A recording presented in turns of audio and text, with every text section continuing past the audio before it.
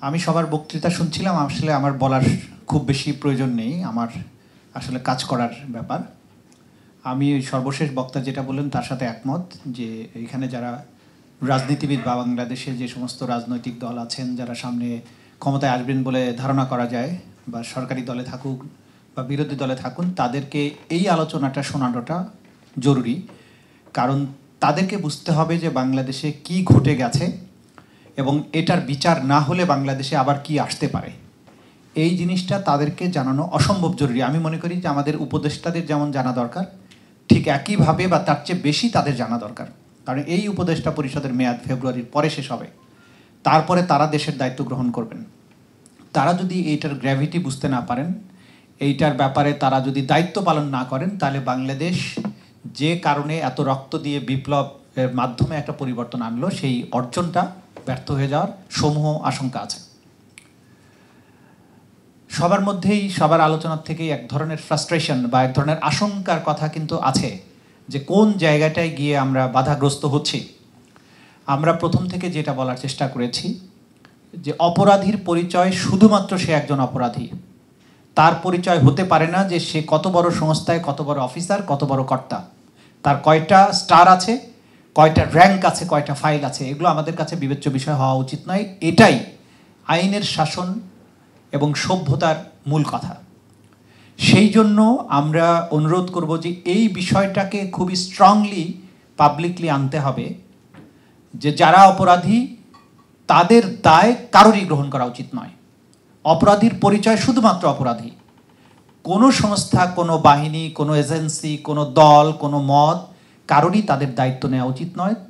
আইনের শাসন, মানবাধিকার এবং সভ্যতা, জাতির সত্তাকে রক্ষা করতে হলে অপরাধের বিচার নিশ্চিত করতেই হবে। কারণ যারা আজকে তাদেরকে প্রোটেক্ট করার চেষ্টা করছেন বা করবেন, তাদের মনে রাখতে হবে তারাও একই রকমের সিচুয়েশনের মুখোমুখি কিন্তু হতেই পারেন। এবং এই ধরনের কোনো অপরাধীকে প্রোটেক্ট করার চেষ্টাটাও কিন্তু এই অপরাধের বিচারকে বিঘ্নিত করার একটা প্রচেষ্টা, যেটাও একটা অপরাধ আইনগতভাবে। সুতরাং আমাদের মনে রাখতে হবে যে সবচাইতে বড় যিনি ছিলেন, প্রধানমন্ত্রী ছিলেন, তাকেও কিন্তু দেশ ছেড়ে পালাতে হয়েছে। এখন অন্য যারা কেউই যদি এই প্রক্রিয়ার সাথে যুক্ত হয়ে যান, তাদেরকে কিন্তু আর কিছুই বলার সুযোগ থাকবে না বাট অ্যান অপরাধী। সেই জন্য আমাদেরকে যত চ্যালেঞ্জই থাকুক, যত বিঘ্ন থাকুক, ভয়ভীতি থাকুক, সবচেয়ে বড় ভয়ের সময়টা তো আমরা অতিক্রম করে এসেছি। সুতরাং যত চ্যালেঞ্জেস থাকুক, জাতি যেহেতু আমাদের প্রতি একটা এন্ট্রাস্টমেন্ট রেখেছে, গুম কমিশনের প্রতি এক ধরনের এন্ট্রাস্টমেন্ট আছে, বিচারিক সংস্থাগুলো তাদের প্রতি এক ধরনের এন্ট্রাস্টমেন্ট আছে, তাদের সেই এন্ট্রাস্টমেন্টকে রক্ষা করতে হবে বিশ্বস্ততার সাথে। তাদের উপরে অর্পিত দায়িত্বটা পালন করতে হবে। যেটা দরকার, যেটা এখন আমরা নতুন বাস্তবতায় আমাদেরকে চিন্তা করতে হচ্ছে, এই চিন্তাগুলো যদি আমাদের করতে না হতো খুব ভালো হতো। সেটা হচ্ছে যে ডিসেম্বরে ইলেকশন হবে, নির্বাচিত সরকার আসবে, তারা যদি এই বিচার প্রক্রিয়া নিয়ে অগ্রসর না হয়, কেন এই চিন্তাটা আমাদের করতে হচ্ছে? এই চিন্তা থাকলে তো দেখেন, আমাদেরকে ভাবতে হচ্ছে যে আমরা ধরে নিচ্ছি ফেব্রুয়ারিতে নতুন গভর্নমেন্ট আসলে এই প্রসিকিউশন টিম বা এই বিচার ব্যবস্থা নিয়ে অগ্রসর হবে না। তার মানে আমাকে একটা হ্রাস করতে হচ্ছে যে ফেব্রুয়ারির মধ্যে তাহলে আমি কত দূর যেতে পারবো, আমি তাহলে কিছু কাজ আমাকে শেষ করে যেতে হবে। ফলে যতটা নিখুঁতভাবে এই কাজটা করার দরকার ছিল, তা কিন্তু আমি হয়তো করতে পারবো না, আমাকে অনেক বেশি হ্রাস করতে হচ্ছে। গুমের যে গ্র্যাভিটি, যে বিস্তৃতি, এই জায়গায় এই বিচারগুলো করার জন্য যে পরিমাণ সময় দরকার, এতটুকু সময় কিন্তু গুম কমিশনও পাচ্ছে না, আমরাও পাচ্ছি না। এখন আমাকে যদি আমরা অন্তত চার্জশিটগুলো দিয়ে যেতে না পারি, তাহলে এটা বড় ধরনের ব্যর্থতা হবে। কিন্তু দেখেন যে 1800+ গুমের ঘটনা এবং এগুলোর যে শাখা প্রশাখা আছে, এগুলো কি নিখুঁতভাবে এই কয়েক মাসের মধ্যে বের করা সম্ভব? প্র্যাকটিক্যালি তো সম্ভব না। কিন্তু এই অসম্ভব কাজ আমাদেরকে করতে হচ্ছে এই আশঙ্কার থেকে, যে পরের গভর্নমেন্ট যদি কোনো কিছু না করে, তাহলে এই যে পরের গভর্নমেন্টে যারা আসবেন, তাদের প্রত্যেককে এটা বুঝতে হবে যে কেন তাদের এই জিনিসটা কন্টিনিউ করতে হবে। সানজিদা ইসলাম তুলির পরিবার, তার পরিবারের সদস্য যাদেরকে হারিয়েছেন ওই সময়ের, এখন তারা যদি বুঝতে না পারেন যে তার অ্যাগুনিটাকে অ্যাড্রেস করতে হলে এই বিচার প্রক্রিয়া আগে নিতেই হবে, সেটা যদি তারা বুঝতে না পারেন, এর চেয়ে বড় দুর্ভাগ্য জাতির জন্য আর কিছুই হবে না।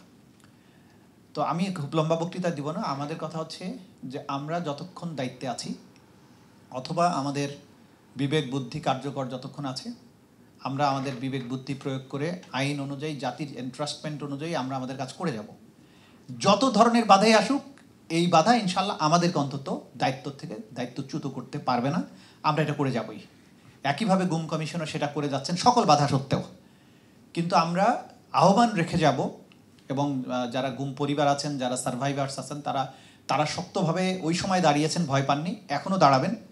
যারাই ক্ষমতায় আসুক তাদেরকে এই বিচার করতে হবে বাংলাদেশের স্বার্থে, এই জাতিসত্তাকে রক্ষার স্বার্থে, আমাদের আগামী প্রজন্মকে বাঁচানোর স্বার্থে। নইলে এই যে ইনসার মতো নতুন প্রজন্মের যারা, তারা কত এক জেনারেশন টু জেনারেশন কথা বলে যাবে, কাজের কাজ কিছু হবে না, এটা হয় না। ভয়ের সেই শৃঙ্খল, ভয়ের যে বাতাবরণ ছিল, যেটা কখনো ভাঙা যাবে না মনে করা হতো, সেটা কিন্তু আমাদের এই জেনারেশন ভেঙে দেখিয়েছে। সুতরাং আরেকটা নতুন বাতাবরণ তৈরি করে কোনো লাভ আছে বলে আমি মনে করি না। যারা এটা করার চেষ্টা করছেন তারা বোকার স্বর্গে বাস করছেন। বাংলাদেশের মানুষ এই শৃঙ্খল ভাঙতে শিখেছে। সুতরাং এই ধরনের হাইপ তুলে কোনো অপরাধীকে কেউ বাঁচানোর চেষ্টা করা উচিত নয়। তাদের নিজেদের স্বার্থে, বাংলাদেশের স্বার্থে, আগামী প্রজন্মের স্বার্থে, নিরাপদ ভবিষ্যতের স্বার্থে এই কাজ আমাদেরকে করতে হবে। এই জায়গায় কোনো এক্সকিউজ আমরা দিব না, এক্সকিউজ গ্রহণও করব না। আমরা আমাদের লক্ষ্যপানে এগিয়ে যাব। এইটা এই শহীদদের প্রতি, এই আহতদের প্রতি, এই গুমের শিকার যারা ছিলেন তাদের রক্তের প্রতি, তাদের যে উপর দিয়ে যে ট্রমা গেছে সেটার প্রতি আমাদের অঙ্গীকার, সেটার প্রতি আমাদের দায়বদ্ধতা, নইলে আমরা বেঈমান হিসেবে চিহ্নিত হব। সবাইকে ধন্যবাদ। ইনশাল্লাহ আমরা যা করছি সেটা নিয়ে এগিয়ে যাব, আপনারা পাশে থাকবেন শুধু। সবাইকে ধন্যবাদ। আসসালামু আলাইকুম।